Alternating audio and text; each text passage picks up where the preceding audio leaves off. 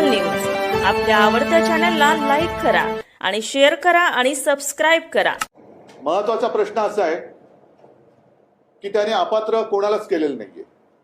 मूळ खटला मूळ केस ही अपात्रतेची होती, अपात्र कोणालाच ठरवलं नाही। म्हणजे जर आमची घटना ही तुम्ही ग्राह्य धरत नसाल मग तुम्ही आम्हाला अपात्र का नाही केलं? आणि त्याही पलीकडे जाऊन त्यांनी जो निर्णय दिला की ही शिवसेना कोणाची आज महाराष्ट्रातला लहान मूल सुद्धा सांगू शकतं, एवढे स्पष्ट स्वच्छ आहे।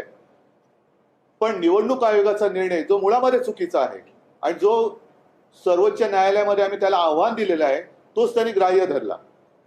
म्हणजे निर्णय देताना त्यांचा पायच चुकलेला आहे, डळमळीत आहे आणि हा पूर्णपणे अगदी निर्लज्जपणाचा कळस हा त्यांनी गाठलेला आहे। माझं कायद्याचं ज्ञान तेवढं काही मोठं नाहीये। मला तर असं वाटतं की सर्वोच्च न्यायालयाचा त्यांनी जो अपमान केलेला आहे त्याच्याबद्दल अवमान याचिका दाखल करता येते का हे आम्ही बघणार आहोत। पण मला नाही वाटत अवमान याचिका दाखल करता येत असेल आणि म्हणूनच ते जे काही त्यांना एक प्रोटेक्शन असतं त्याचा त्यांनी आज गैरफायदा घेतलेला आहे। हा त्यांनी गैरफायदा घेतलेला आहे। महाराष्ट्रातल्या जनतेला आणि सर्वोच्च न्यायालयाला मी विनंती करतोय की देशातली लोकशाही तर यांनी पायदळी तुडवलेली आहेच, पण आता सर्वोच्च न्यायालयाचं अस्तित्व सुद्धा शिल्लक राहणार आहे की नाही हे सर्वोच्च न्यायालयाने आता ठरवायचं आहे। सर्वोच्च न्यायालयाने जर आम्हाला त्यांच्या विरुद्ध अवमान याचिका दाखल करता येत नसेल तर स्वतःहून ज्याला सुमोटो म्हणतात अशी काही कारवाई सर्वोच्च न्यायालय करणार आहे का?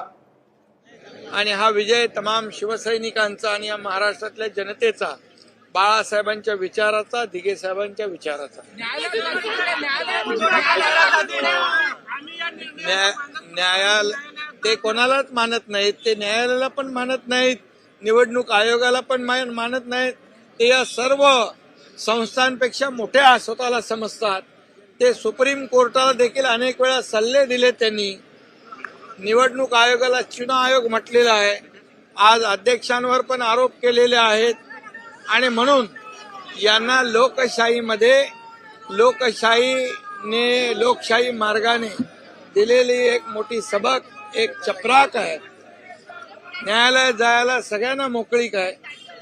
मी एवढंच सांगतो की जे 2019ला या महाराष्ट्रातल्या जनतेबरोबर यांनी जो धोका केला, विश्वासघात केला, बेईमानी केली, त्याचं हे उत्तर आहे। विश्व विशाल न्यूज आपल्या आवडत्या चॅनलला लाईक करा आणि शेअर करा आणि सबस्क्राइब करा।